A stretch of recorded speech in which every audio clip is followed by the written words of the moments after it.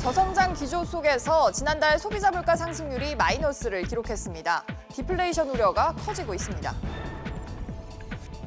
침체 우려가 커지자 정부가 깜짝 경기 부양에 나섰습니다. 홍남기 경제부총리는 내년으로 예정된 공공기관 투자를 앞당겨서 연내 모두 55조 원의 공공기관 투자가 이뤄지게 하겠다고 밝혔습니다. 일본을 우리나라의 수출 우대국 화이트리스트에서 제외하는 내용의 수출입 개정안이 이르면 다음 주에 시행됩니다. 삼성전자가 최근 반도체 공정에 국산 불화수소를 투입하는 등 국내 기업 소재 자립화에도 속도가 붙고 있습니다. 미국 GM 본사의 사장이 한국 GM의 파업이 계속되면 생산 물량의 일부를 다른 국가로 넘기겠다고 노조에 경고했습니다. 한국 GM 노조는 임금 인상 등을 요구하면서 지난달 20일부터 부분 파업을 진행 중입니다. 이상 이 시각 주요 뉴스입니다.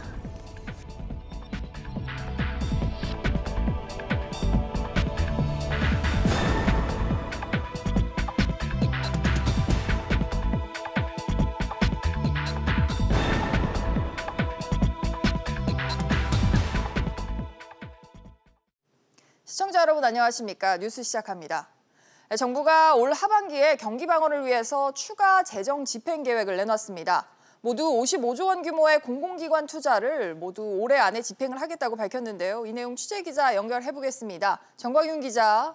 네, 정광윤입니다. 네, 정부가 재정 집행을 통한 추가 경기 대응책을 또 내놨군요. 네, 홍남기 경제부총리 겸 기획재정부 장관은 조금 전 경제활력 대책회의를 열고 하반기 경제활력 부강을 위한 추가 대책을 논의했습니다.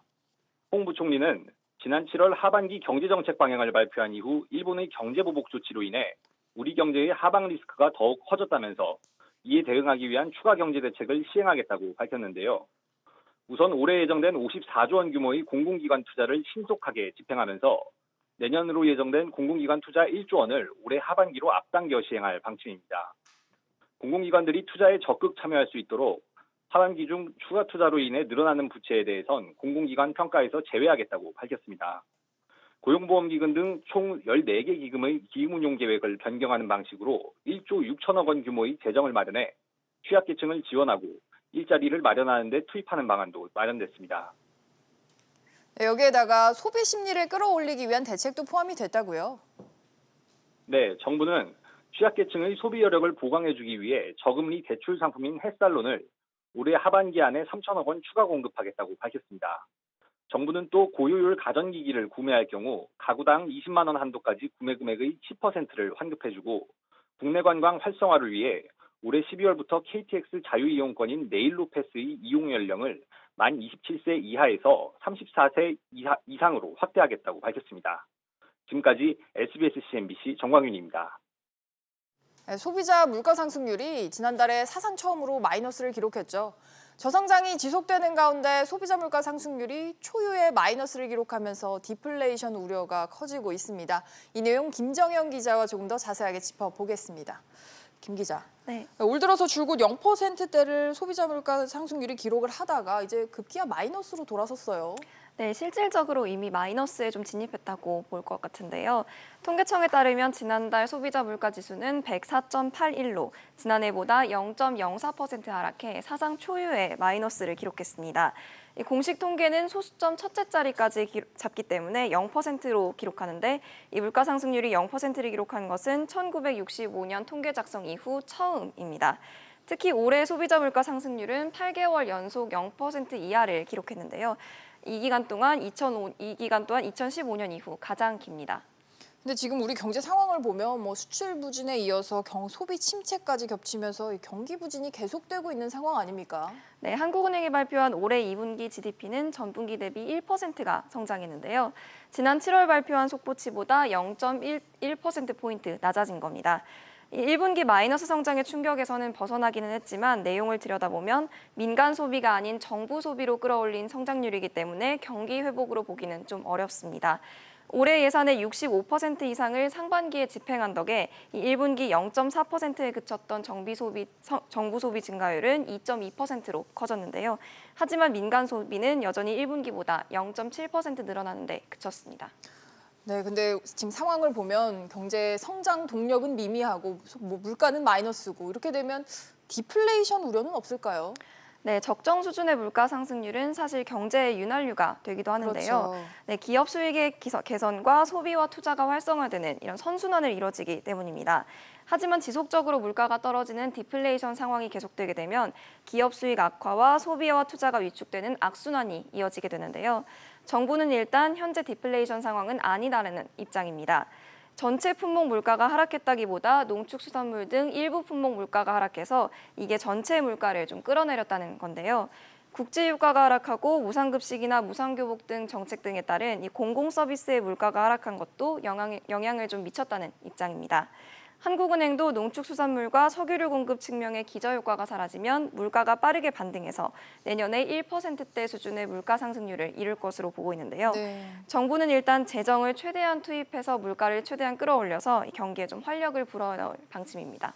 정부는 일단 디플레이션이 아니다라고 선을 그었습니다. 하지만 계속해서 우려하는 목소리가 나오고 있잖아요. 전문가들은 어떻게 보고 있습니까? 네, 전문가들은 사실상 디플레이션에 가깝다고 좀 보고 있는데요. 네. 이 GDP 디플레이터 하락이 전문가들에 드는 대표적인 근거입니다. 이 지표는 명목 GDP와 실질 GDP의 차이로 국민 경제 전반의 물가 수준을 뜻하는데 전년 동기 대비 0.7%가 하락했습니다. 2006년 1분기 이후 13년 3개월 만의 최저인데요. 특히 GDP 디플레이터는 3분기 연속 하락 상태로 20년 전 외환위기 이후 최장 기록을 기록했습니다. 총체적인 위기 상황에서 본격적인 디플레이션을 막기 위한 규제 개혁 등 조치가 좀 필요할 것이라는 지적들이 나오고 있습니다. 네, 경기 침체 속 마이너스 물가 관련한 소식 김정현 기자와 짚어봤습니다. 김 기자 수고했습니다. 네, 정부와 공기업을 아우르는 공공부문의 지난해 흑자 규모가 줄어든 것으로 나타났습니다. 정부 지출이 확대되면서 수익성이 악화된 건데 특히 한국전력과 LH 등 비금융 분야 공기업들의 적자 폭이 컸다고 합니다. 취재기자 연결해서 알아보겠습니다. 김성현 기자. 네, 김성현입니다. 네, 지난해 공공부문의 흑자 규모 구체적으로 얼마나 줄어든 겁니까?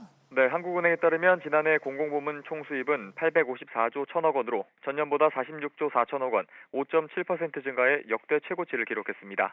총 지출은 6.8% 증가한 804조 7천억 원으로 역시 역대 최고치를 기록했습니다.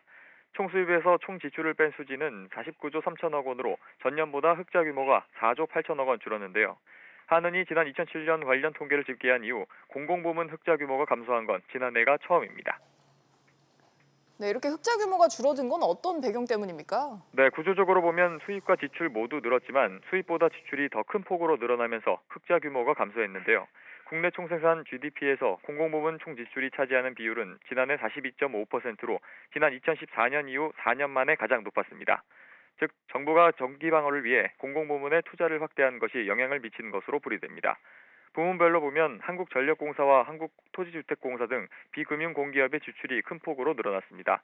이로 인해 지난해 비금융 공기업의 수지는 10조 원 적자를 기록해 적자 규모가 2013년 이후 5년 만에 가장 큰 폭으로 늘었습니다. SBS CNBC 김성현입니다. 정부가 내년에 바이오 헬스 분야의 연구개발 예산을 증액하고 또 100만 명 규모의 유전체 빅데이터를 구축하는 사업에 착수합니다. 보건복지부는 내년부터 혁신신약과 의료기기 개발을 위한 예산을 크게 늘리고 또 바이오 헬스 연구개발 사업에 올해보다 16% 늘어난 1조 1천여억 원을 편성했다고 밝혔습니다. 복지부 관계자는 산업 기반 확충과 규제 합리화를 통해 바이오 헬스를 우리나라의 차세대 3대 주력 산업으로 육성할 계획이라고 말했습니다. 일본을 우리의 수출 우대국에서 제외하는 조치가 이번 달 안에 시행이 될 것으로 보입니다. 당장 일본 정부는 근거 없는 자의적 보복이라고 주장을 하고 있는데요. 이 내용 취재기자 연결해 보겠습니다. 윤성훈 기자. 네, 윤성훈입니다. 정부가 일본을 우리 수출 우대국에서 제외하는 거에 대한 의견 접수를 마무리를 했죠. 네, 그렇습니다. 산업통상자원부는 전략불자 수출입고시 일부 개정안의 의견 접수를 어제 마무리했습니다. 구체적인 의견 접수 건수를 밝히진 않았지만 제출된 의견이 상당수인 것으로 알려졌습니다. 일본 측도 의견을 낸 것으로 확인됐는데요. 일본 경제산업성은 우리의 조치를 두고 근거가 없는 자의적인 보복 조치라고 생각하지 않을 수 없다라는 의견을 제출했습니다.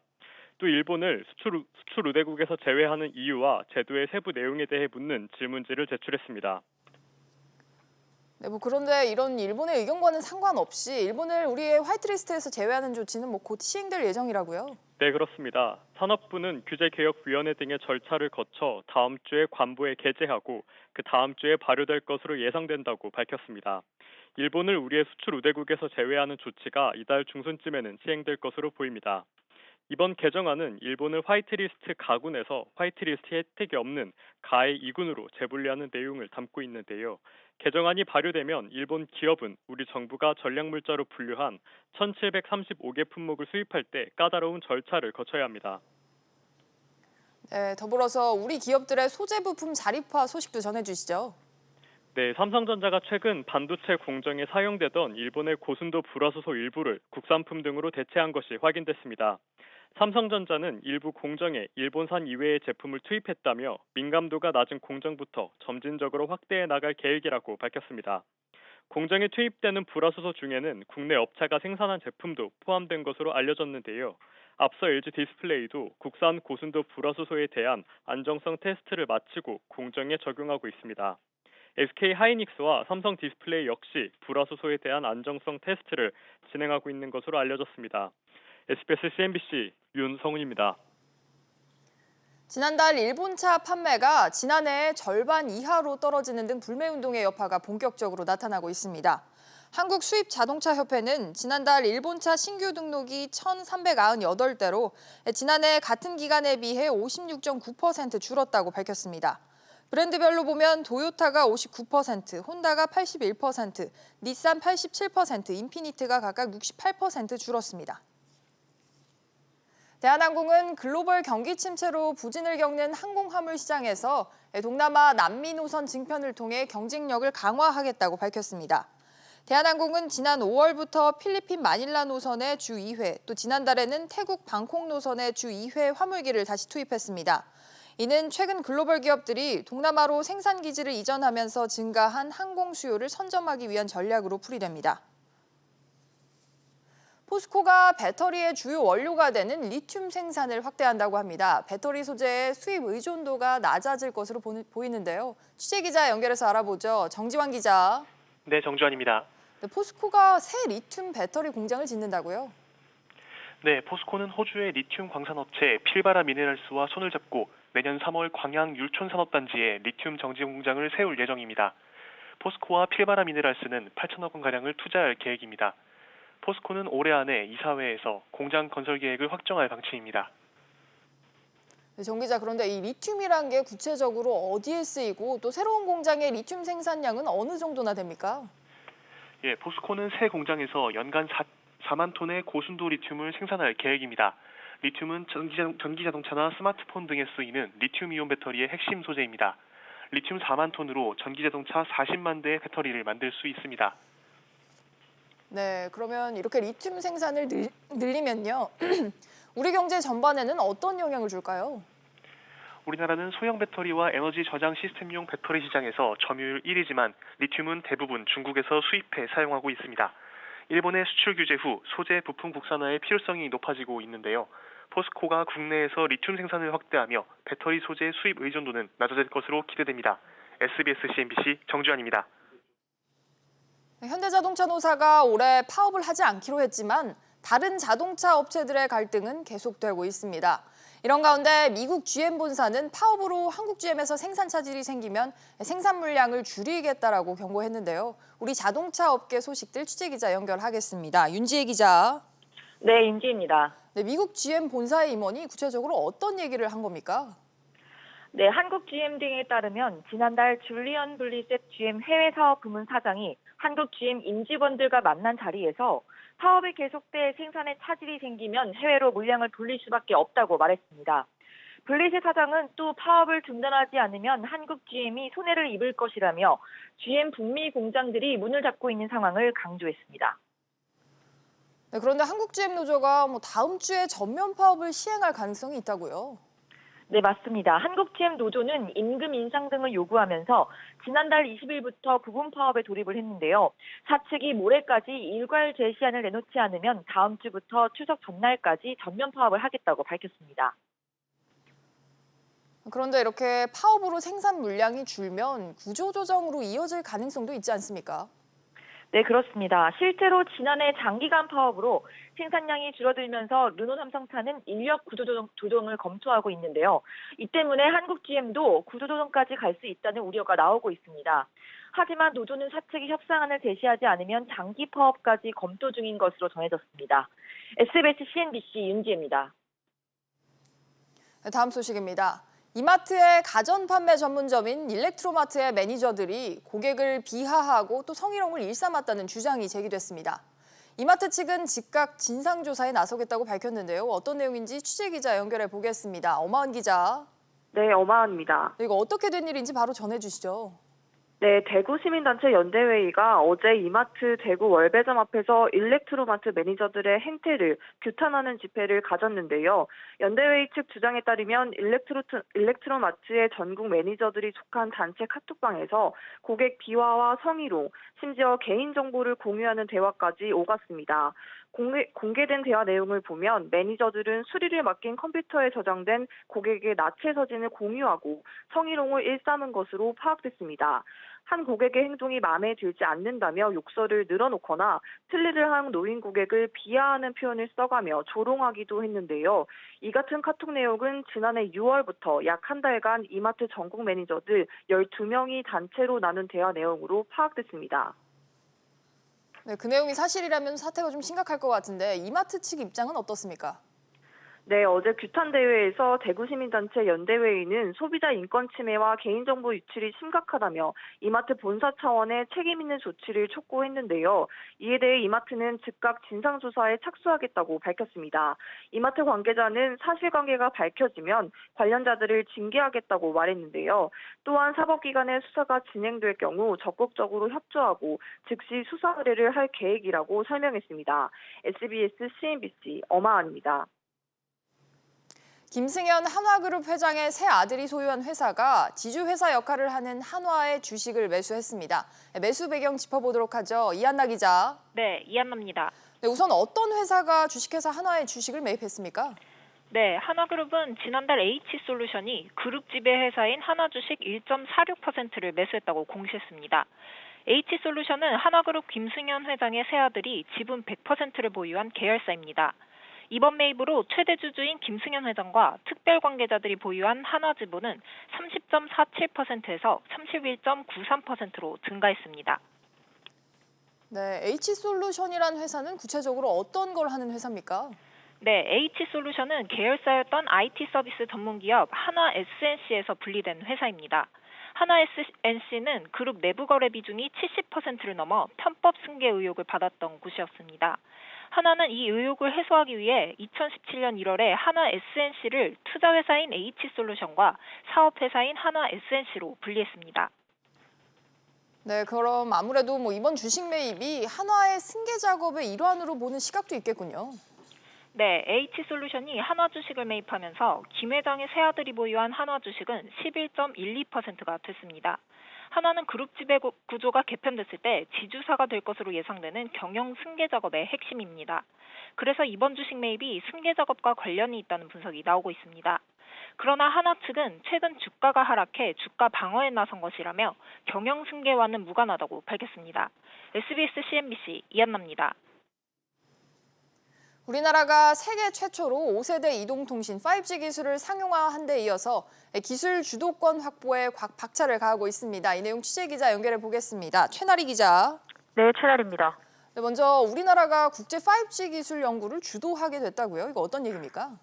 네, 과학기술정보통신부는 우리가 5G 응용 서비스 기술 표준화를 위해 제안한 연구 의제를 국제전기통신연합이 채택했다고 오늘 밝혔습니다. 이번에 제안한 연구는 5G 버티컬 연구로 불리는데요. 5G 기술을 활용해 다양한 산업 영역별로 특화된 응용 서비스를 제공하기 위한 표준화 연구입니다. 이미 우리나라는 5G 플러스 전략을 통해 추진하는 분야입니다. 이번에 채택된 신규 연구 의제에 따라 ITU 회원국 193개국은 오는 2023년까지 관련 연구를 수행할 예정입니다. 네, 그렇군요. 그렇다면 이번 연구 의제가 채택됐다는 게 의미는 어떻습니까? 네, 우리나라의 5G 기술이 국제 표준으로 나갈 수 있는 가능성이 높아졌다고 볼 수 있습니다. 앞서 우리나라는 세계 최초로 상용화한 5G 기술을 국제 공식 표준 기술로 제안한 바 있습니다. 이번 5G 응용 서비스 분야도 주도함에 따라 국제 표준화는 물론 5G 플러스 전략의 국제적 협력 기반을 선도하게 됐습니다. 국제전기통신연합은 오는 20년까지 5G 무선 접속 기술 표준을 완성할 예정입니다. 우리 5G 기술이 세계 표준으로 적용되면 우리 통신 관련 기업들의 해외 진출이 본격화될 것으로 예상됩니다. SBS CNBC 최나리입니다. 앞으로 금융회사가 출자할 수 있는 핀테크 기업의 범위가 대폭 확대됩니다. 금융위원회와 금융감독원은 금융사의 핀테크 투자 등에 대한 가이드라인에 따라서 기존 포지티브 규제 방식을 네거티브 규제로 개편하고 또 신산업 출자 대상도 확대한다고 밝혔습니다. 또 핀테크 투자에 실패해도 고의 중과실이 없다면 책임을 감경해주거나 묻지 않기로 했습니다. 국민건강보험공단이 처방이 많은 의약품 81개 품목의 가격을 이달부터 내리기로 했습니다. 건보공단은 전년보다 보험 청구액이 60% 이상 증가하거나 10% 이상 증가하면서 증가액이 50억 원 이상인 의약품을 대상으로 약가 협상을 해 23개 제약사의 81개 품목을 선정했다고 밝혔습니다. 건보공단은 최대 10% 정도의 가격 인하를 통해서 연간 173억 원의 건보 재정을 절감할 수 있을 것으로 예상했습니다. 오늘은 가을 장마의 영향으로 전국에 많은 비가 내리겠습니다. 강수량은 강원 영동을 제외한 중부지방에 최대 300mm 이상, 강원 영동과 남부지방 또 제주도 등에 30에서 80mm가 예상됩니다. 이런 가운데 우리나라를 향해 북상하고 있는 제13호 태풍 링링은 오는 7일 목포 해상에 도달할 전망입니다. 증시 상황입니다. 현재 국내 증시 오름세를 보여주고 있습니다. 코스피가 0.32% 오르며 1972포인트 나타내고 있고요. 코스닥 같은 경우에도 1.05% 상승세를 보이며 626포인트 나타내고 있습니다. 오늘 눈에 띄는 종목들 함께 살펴보시죠. 먼저 삼성전자 관련주입니다. 국산 고순도 불화수소를 반도체 공정에 투입하기로 하면서 삼성전자가 먼저 오름세 보여주고 있는데요. 삼성전자 0.23% 오르며 43,350원에 거래되고 있습니다. 또 관련주인 솔브레인 역시 2.7% 오르며 74,400원에 거래되고 있습니다. 안국약품은 급락하고 있는데요. 약사법 위반 등의 혐의로 어진 대표이사가 구속됐다는 소식이 들려오면서 오늘 1.6% 급락했습니다. 현재 1,250원에 거래되고 있습니다. 이어서 아시아나 예비 입찰 관련 소식 넘어가 보도록 하겠습니다. 아시아나 예비 입찰에 참여한 곳 모두 약세를 보여주고 있는데요. 아무래도 불확실성이 커지면서 투심이 약해지는 것으로 보입니다. 애경산업이 3.7% 내림세로 32,550원에 거래되고 있고요. 미래에셋대우와 HDC 현대산업개발은 소폭 오름세 나타내고 있습니다. 마지막으로 포스코 보도록 하겠습니다. 소재 독립을 위해 광양에 리튬 공장을 지을 계획이라고 합니다. 하지만 주가는 떨어지고 있는데요. 0.47% 내림세를 보이며 21만 원에 거래되고 있습니다. 지금까지 증시 상황이었습니다. 오늘 백브리핑 시시각각은 여기까지입니다. 시청해주신 여러분 고맙습니다.